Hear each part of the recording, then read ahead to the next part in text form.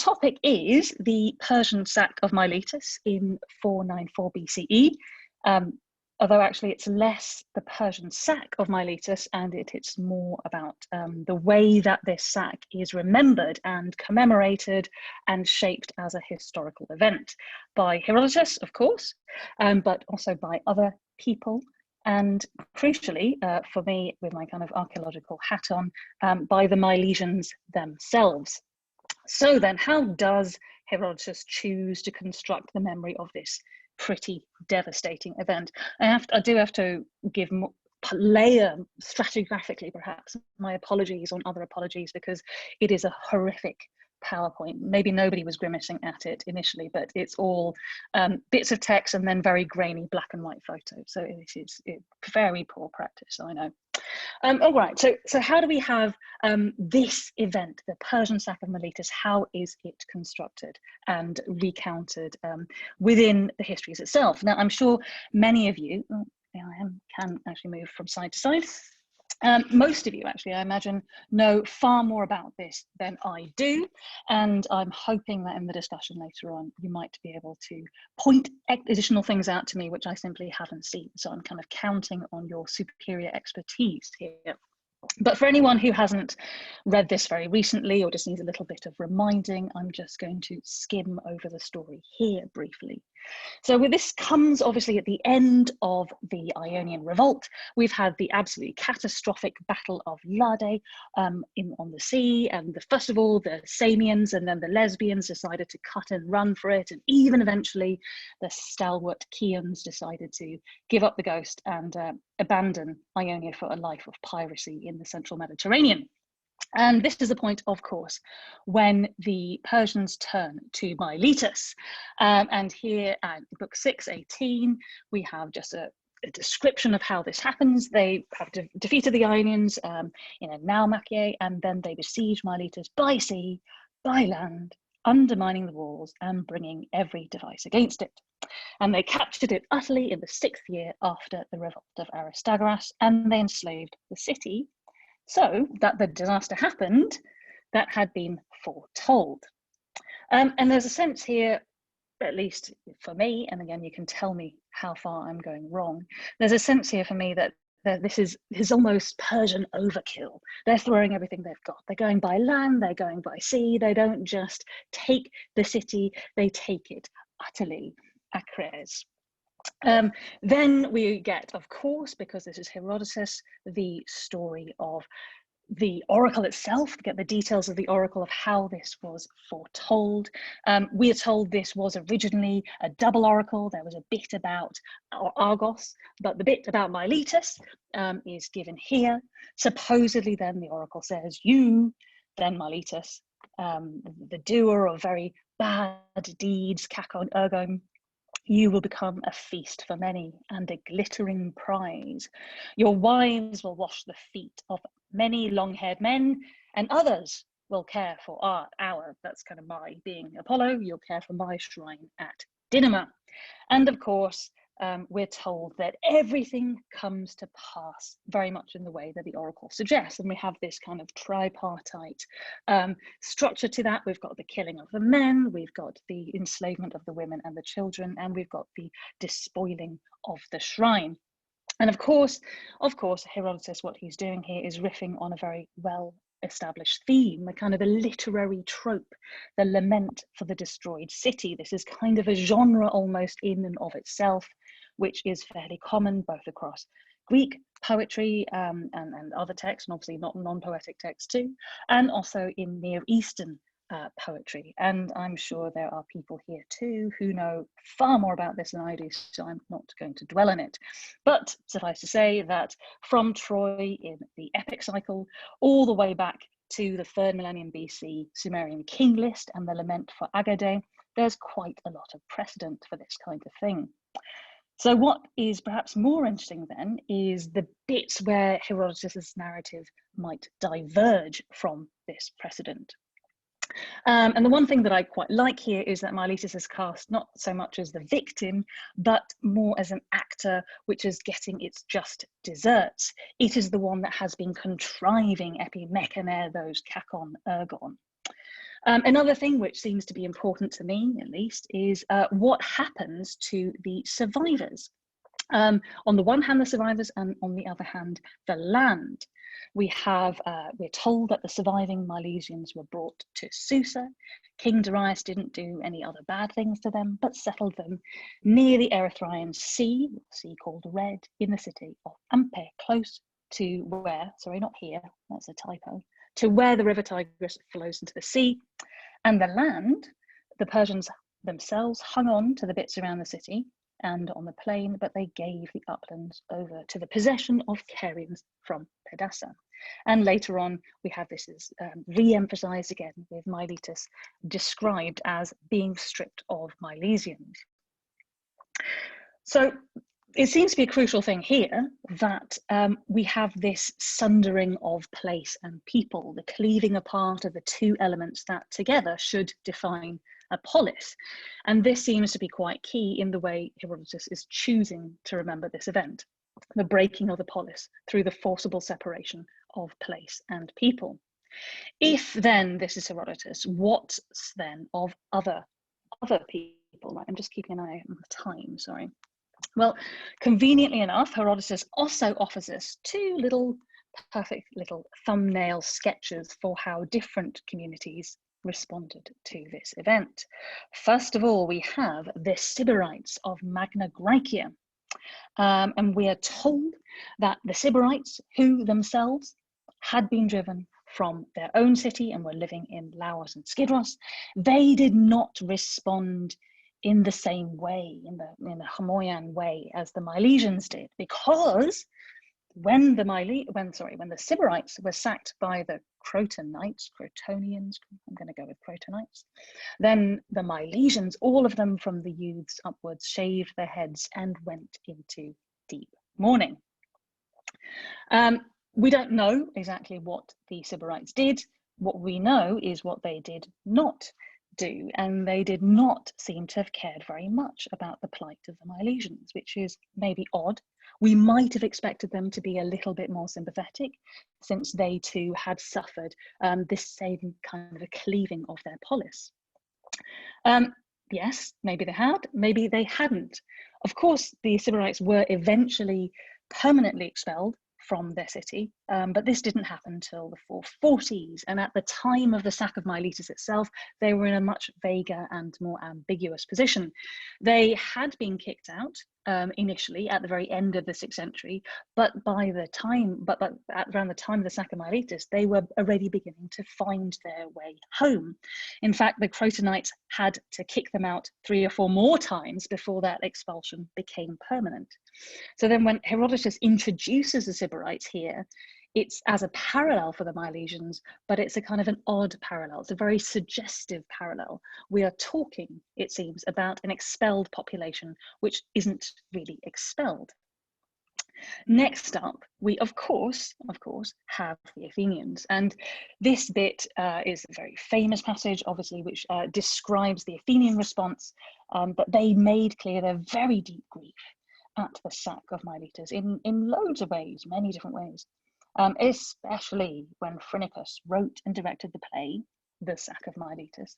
The audience or the theatre burst into tears, and he was fined 1,000 drachmas for reminding them of familiar evils, or kea kaka, and they ruled that no one should stage this play again. Now this again, correct me, please, genuinely correct me if I'm getting this completely wrong, but this feels to me a little bit like this is tongue-in-cheek. We have the Athenians making it really obvious, delon, that they are over the top sad, which is huper ac thesthentes, right? It is really kind of emotive and really seems over the top. And then to kind of top it all, we have the best example of super over the top grief that we have is this anecdote about the play. And this to me just seems, really, is this really the best example of super sadness that we could have possibly come up with? And it's with Phrynichus's play that I think we get a sense of Herodotus casting this whole event, so the actual sack of Miletus, rather than the play, The Sack of Miletus, in a fictionalized, unreal, theatrical kind of way. And we have the same repetition of the name here that I've just done in English, the sack of Miletus. It is not just an event in the narrative of the histories, but it's also a title of a creative work described in the histories. We have a kind of fictionalization of the event within Herodotus's narrative by a blurring of boundaries between the event and the drama of the event. And the other thing that I think is interesting is not so much that the Athenians had a good cry when they saw the play, but that they banned the play from being staged again. Phrynichus is fined for reminding them, anamnem Santa, of what has happened. So it's not so much that they choose to remember the Persian sack of Miletus differently, it's that they choose not to remember it at all. The sack of Miletus is to be erased from public discourse, mandated to be officially forgotten. Of course, for the Athenians, this is probably not just about remembering something which has happened before.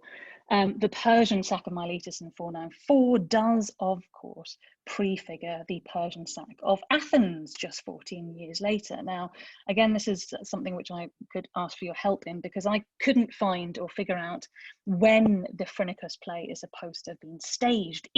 Was it staged within this 14-year gap, so before the Persian sack of Athens, or was it staged after the Persian sack of Athens? And the implication here is those or Kea Kaka might be two very different things. It could either be the memory of the familiar evils in terms of Athenian involvement in the Ionian Revolt and the failure to help Miletus out, or it could be an echo of their own experience with the sack of their own city. So please let me know in the discussion if you have a sense of this, because I just don't. In either case, for Herodotus, writing a little bit later, and for his audience, I think we have to read the sack of Athens into this. So what we have then is a kind of a trebling. The Sybarites, the Milesians, and the Athenians, these three sacks. Now, the Persian sack of Athens, of course, like that first Crotonian sack of Sybaris, and like the Persian sack of Miletus, it did not result in a permanent abandonment of the city. So we have this quite nice treble, this chain of displaced people, Sybarites, Milesians, Athenians, and it does feel like we're being encouraged to see them in a sequence. But the other thing that I think we need to take from both the Sybarite and the Athenian responses to the sack of Miletus is their non-engagement with it, their lack of response, their lack of commemoration of the sack. We've just had Herodotus describing the sack in very, I was going to say dramatic terms, but I don't want to say drama now that I've been talking about Phrynichus, in very overblown terms, following all the conventions of the genre for the city lament. So he's been doing exactly that. And then where it's undercut totally by these anecdotes of two communities who simply just don't seem to have cared very much, who seem to have forgotten about the Persian sack of Miletus. What about the Milesians themselves? How did they respond to the sacking of their city, and how did they choose to commemorate it? Now, this is where I'm going to put on my slightly more comfortable archaeological hat, and you're going to get lots of grainy black and white photos and plans, and for that I apologise. So to look at how the Milesians responded to the sack, we do need to look into the archaeological record. Fortunately, we have a bit of it to look at. Not a huge amount, but enough to start thinking with. To get a sense of what the Milesians did following the sack, we have to have a little bit of a sense first about what the city was like before the sack. So I'm going to start with a little bit of a tour, that's the word, a tour of 6th century, late 6th century Miletus. And I think there are, again, some of you amongst the audience who could probably guide this tour far better than me. So I look forward to your comments later. Here is a terribly grainy black and white plan of the later city, which was located on what was at the time a peninsula. This, you can see, is beautiful kind of Hippodamian grid planning of the Hellenistic and Roman periods. That has got absolutely nothing to do with the archaic city of the 6th century. What's happening in the 6th century is people don't live down on the peninsula. That's certainly not the urban, that's not the core of the urban area. Instead, quite a lot of the urban activity is concentrated in this hill a little bit to the south, known as Cultic Tepe, which I very clumsily marked out for you in red here. Now, much of this hill seems to have been enclosed with a fortification. Oh, no, hang on, sorry. This is one of the not grainy images for you tonight. You can see Cultic Tepe hopefully in front of you in the distance from the later theatre, so you can just kind of have a panoramic view across to it. That's just a nice, lovely green scene to rest your eyes on for a moment. Coming back to the grainy plans, however, Cultic Tepe itself, much of it seems to be enclosed with a fortification wall. We've got further fortifications on the Acropolis. There seem to have been some industrial installations up there on the Acropolis too. And although this plan doesn't show everything, we've got a domestic area running down the southern slope. And on the western terrace, we've got storage facilities and what looks like quite a lavish building complex. And then on the eastern terrace, which is we've got more of it, there's a bunch more domestic architecture and also a temenos of Artemis Chthone. Then running down the northern slope from Cultic Tepe, we seem to have perhaps some more domestic areas, perhaps not quite as densely put together as on the hill itself. A deep sounding here seems to suggest that there were some late 6th century houses here too. So in addition to this, that's the kind of the main urban domestic part of the city. Further north on the peninsula, we've got some ritual zones. Now, there is some ritual activity in the area where there was later the Temple of Athena. And what this looks like at the time is not a Temple of Athena as far as we know, but an archaic Hecatompedon style temple oriented east-west.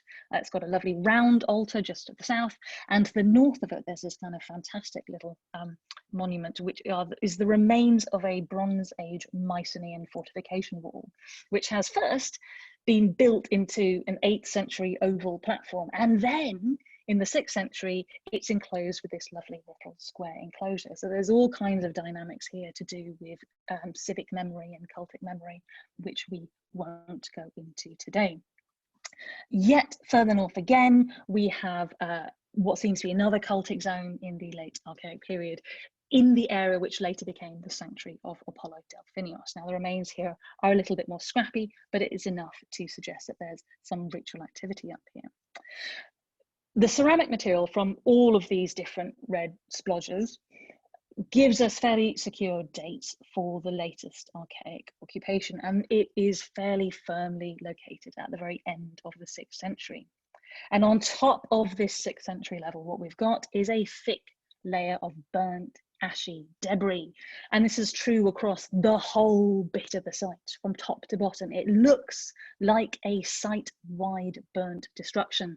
And I know I really don't like the idea of reading historical events into the archaeological record, but this seems to be too close to the Persian sack of 494 BCE for it to be anything else. So if that's that, what happens afterwards, which is the thing that we're actually interested in.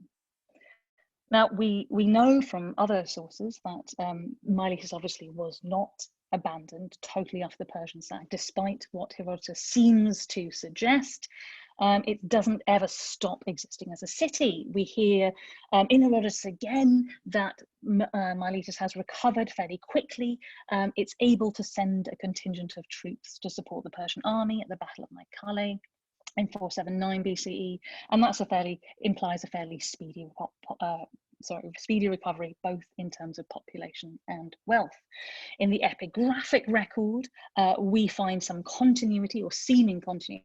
Oh, sorry, there's just a bit of Apollo Delphinios, I think, just for relaxing our eyes again. In terms of the epigraphic record, then, we find some evidence of continuity in terms of the civic institutions. This is part of a list of the Stephanophoroi, who are the eponymous priests of Miletus. And you'll notice I've highlighted them in orange, that there is no, or there appears to be no break in the list around the time of the sack. And as well, we have funerary inscriptions from the mid-5th century, which implies as well that we have a live community here, a live community who's burying their dead here as well. And as well as that historical and epigraphic evidence, we of course have the archaeology, which does tell us that the city continues to be inhabited pretty much continuously. We have early 5th century remains, both in the area of the later Athena temple and up on Kalabag Tepe as well. And it does look like both of the areas were pretty quickly, if not immediately, reoccupied after the attack. So what's the nature of this reoccupation, and how did the people of Miletus make sense of what had just happened to them? When they set about rebuilding the city, how did they construct their relationships to the destroyed remnants of the old city? Let's start with the area of the later Athena temple. Here, the remains of the archaic Hecatompedon are demolished, and most of that stone is carted off to be used elsewhere. The rest of the debris, what happens to it, including the foundations of the temple, this is very carefully packed down, leveled off. And stratigraphically, what this looks like is a very even, uniform layer, about 10 or 15 centimeters thick, mostly comprising ash, sand, and quite a bit of charcoal residue. Now, this covers pretty much all visible signs of what had been the Hecatompedon temple and also the round altar, leaving apparently a fairly clean slate, a kind of a fresh new level area for construction. The only thing which remains from the old city is a little bit of that Mycenaean Bronze Age fortification wall, and that stands about 1.2 meters above ground level at this point, so it's still fairly obvious. But around here, what we seem to have is what seems to happen is that this area goes out of ritual use. We have a cluster of what seem to be non-ritual buildings. Again, I'm going to apologize for the really imperfect plans and images that I'm showing you. But these seem to be domestic structures or storage facilities. And the key thing here is that this area, which had previously been given over for cultic use, was effectively deconsecrated. And we don't have any more votive or ritual remains until later periods. On Kalabag Tepe, we have a similar process of tidying up and then deconsecration as well. The debris from the destruction, so the charcoal and the ash, is packed in with any surviving bits of walls. This is leveled off and packed down into a very coherent layer. And this coherent layer is very deliberately created into a kind of a flat and an even terrace on the eastern slope of the mound. And what's quite nice is the clear amount of effort and care the Milesians take with this work.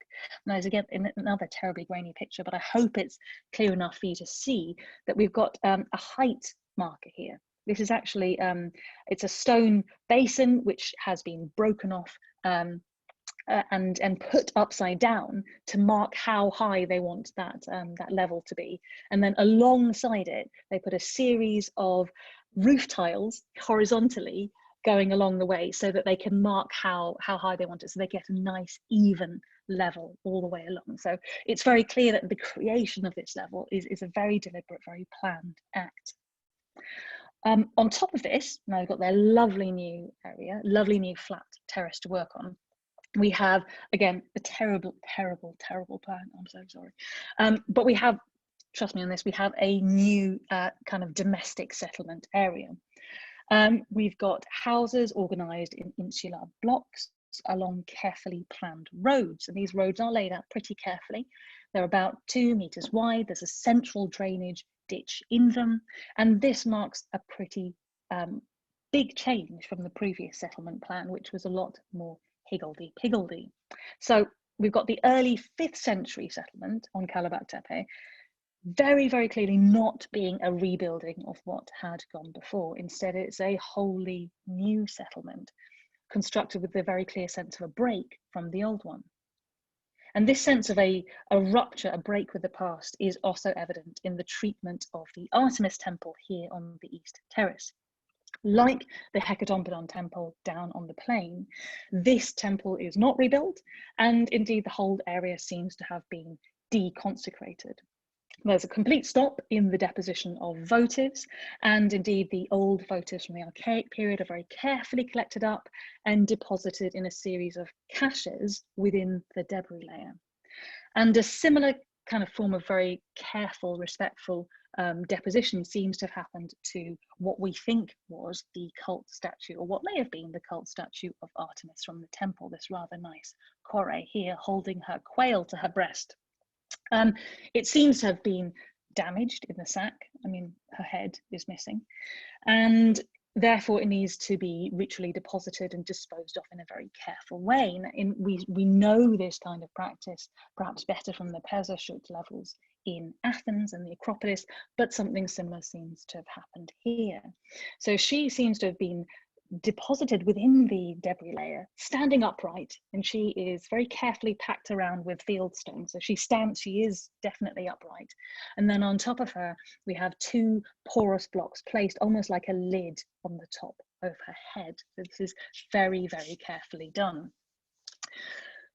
Overall then, the 5th century remains from Miletus suggest a pretty clear sense of rupture with the past.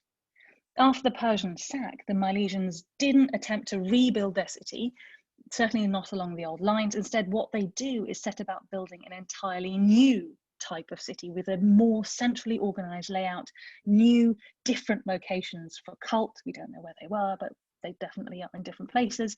This is a clean break. It's a new beginning. But then the rupture from the past doesn't necessarily mean a rejection of the past. The deconsecration of the cult areas is done very, very carefully and with a great deal of respect. So this is what happens immediately after the Persian sack.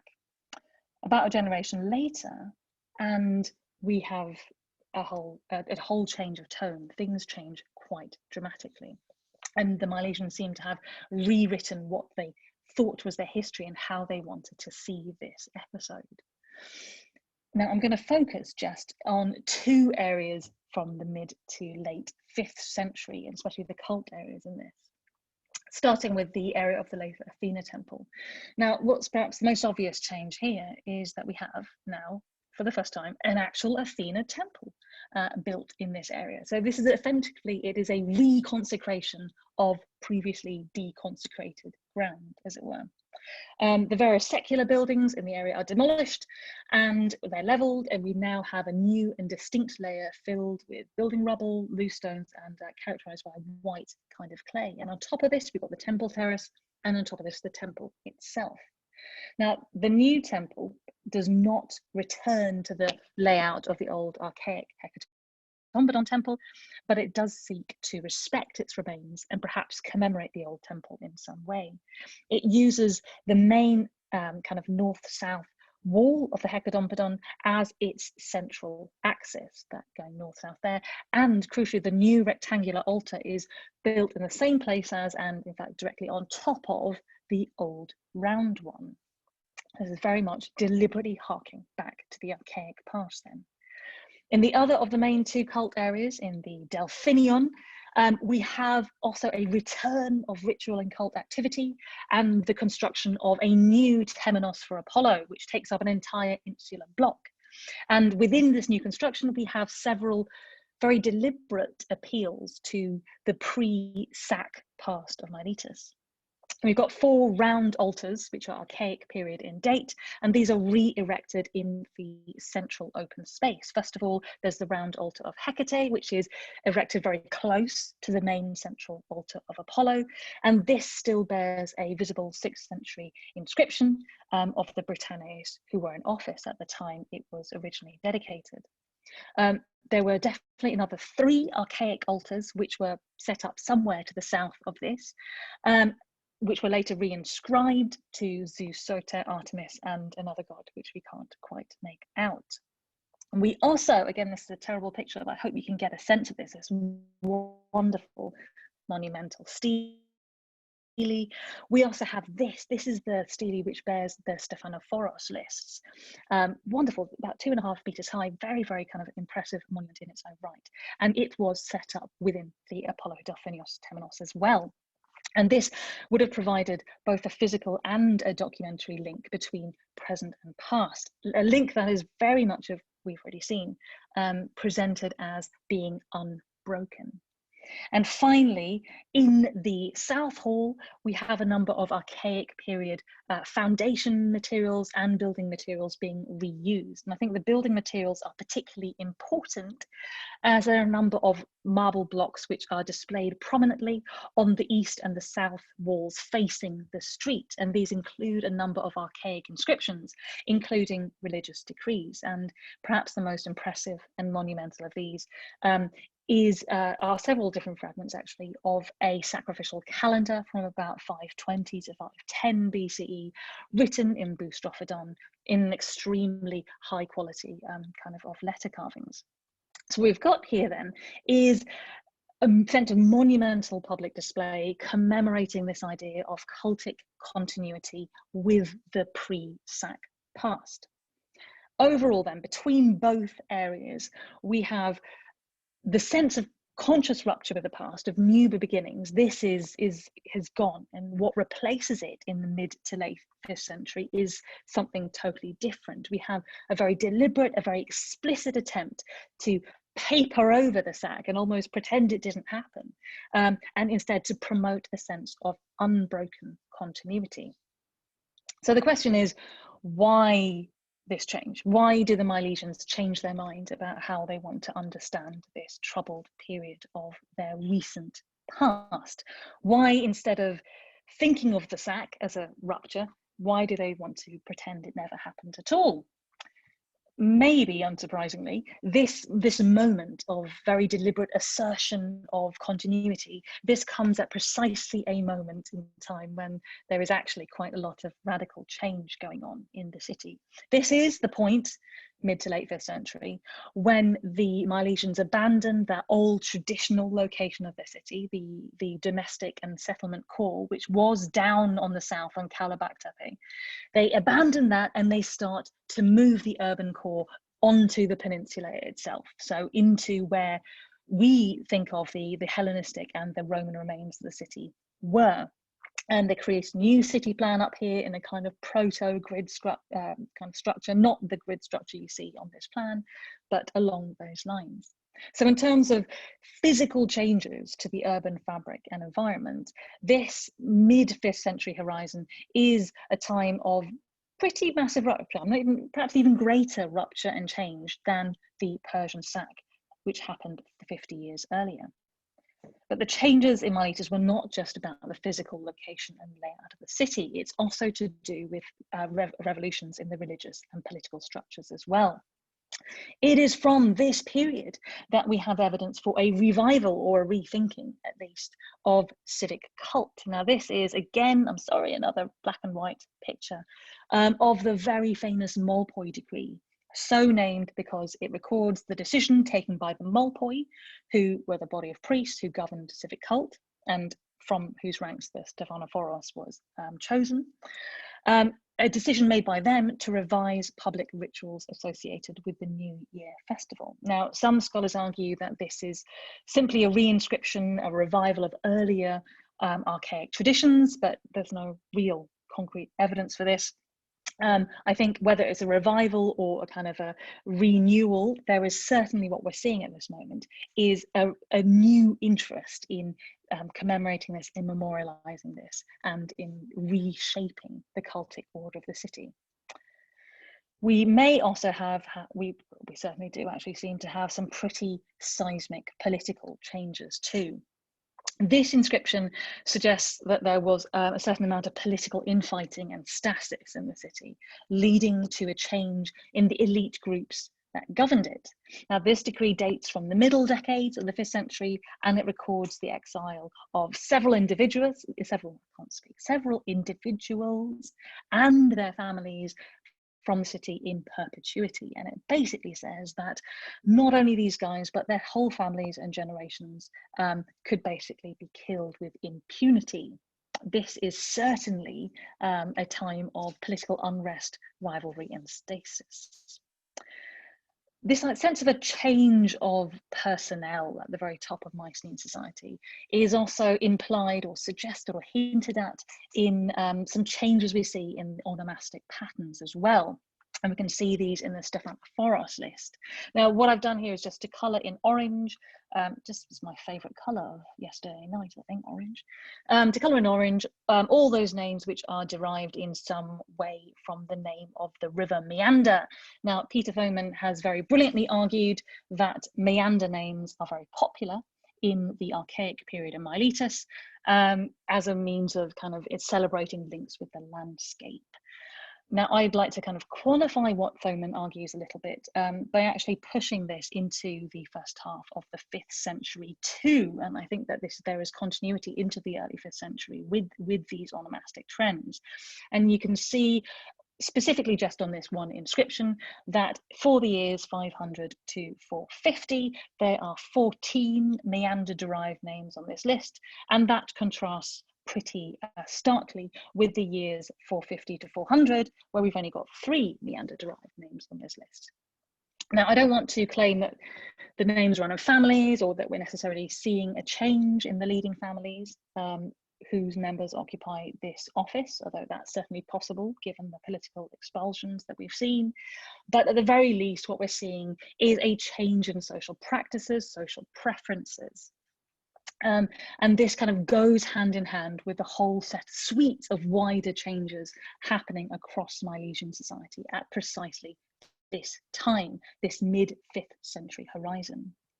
So all of this kind of comes together to give us a vision of significant rupture in the mid-5th century at Miletus, both physically and geographically in terms of the urban location and layout, but also in terms of civic cult, and also maybe in terms of the composition of the governing elite. And it's at this time of very real, very dramatic rupture that, again, perhaps unsurprisingly, we have the Milesians recasting their recent history, preferring to see it as uninterrupted and unbroken, papering over the whole episode of the Persian sack. And this in itself, this interpretation of their own civic history is a radical departure from what had gone before. In the immediate few generations, the immediate kind of generation and a half after the Persian sack, these Milesians chose to create a break with their past, making the sack a cut-off point and a moment for forging a new and very different type of community. But in contrast, those first few generations, it's this third generation or so where we have people actively choosing to forget. Now, this doesn't really explain why this all happens now, I think. And I think another relevant factor which should probably go into the mix is the relationship between Miletus and Athens around this time too. And there's a decade between about 454 and 444 BCE, which is basically characterized by Miletus trying to break away from the Delian League and Athens using ever harsher methods to bring it back into the fold. In 454-3 BCE, Miletus is pretty conspicuously absent from the Athenian tribute lists, and we hear about its rebellion. A couple of years later, Athens brings Miletus back into the league by force, sending in a pro-oligarchic intervention under the archonship of Euthyphros. Miletus seems to revolt again in the 440s, perhaps around the same time as we're seeing those political expulsions in that inscription we saw. But it's also back in the league again by 442, 443, 442 BCE when it appears again in the tribute list. And in the years that follow, Miletus adopts or is forced to adopt a new democratic constitution modelled on the Athenian one. And a few years after this, Athens lays out a series of regulations for Miletus, which includes installing an Athenian garrison in the city. So it's interesting that the Milesians are themselves rejecting this sense of the sack as a terrible moment of rupture. They're rejecting that narrative, rejecting that interpretation, and they're replacing it with a vision of unbroken continuity and very deliberate forgetfulness. And it's interesting that they're doing this at exactly the same time when there is very real social and political change in the city. What are they doing? Are the Milesians looking at Athens, looking at the way that Athens remade itself in the wake of its own Persian sack? Are they perhaps emulating the urban strategies of the resurgent Athenians? Or are they trying to do precisely the opposite? Are they deliberately trying to not construct their own civic history in the way that the Athenians have done. And then there's Herodotus. What is Herodotus doing when he writes about this a couple of decades later? Now, I'm imagining Herodotus knew Miletus pretty well and had a good sense of how the Persian sack of the city was thought about, was understood within this wider region. What's he doing? Is he gently poking fun at the Milesians with all of their attempts to pretend that the sack didn't happen? So he tells the story of the sack in his own authorial voice, and he makes it sound pretty horrific, using all those kind of standard literary tropes of the lament for the destroyed city that we know, all that we know and love, right? But then he undercuts that with these two little sketches about the rejection or the ignoring of this sack narrative. And the Athenians and the Sybarites, as I've suggested before, are kind of doubles or stand-ins for the Milesians at this point. And so is it perhaps the Milesian refusal to acknowledge the rupture of the Persian sack that Herodotus is really getting at when he gives us the Sybarite and Athenian anecdotes? Is it that the Milesians are as blind as the Sybarites? They're heedlessly going back again and again, and maybe might one day suffer the same fate? Or are they more like the Athenians, contriving to remake themselves on a world stage, fictionalizing the story of their own suffering, making it into a drama rather than into a lived reality? Now, I'm afraid I don't really know, but I do hope that in the discussion, you might be able to help me tease some of this out. Thank you very much.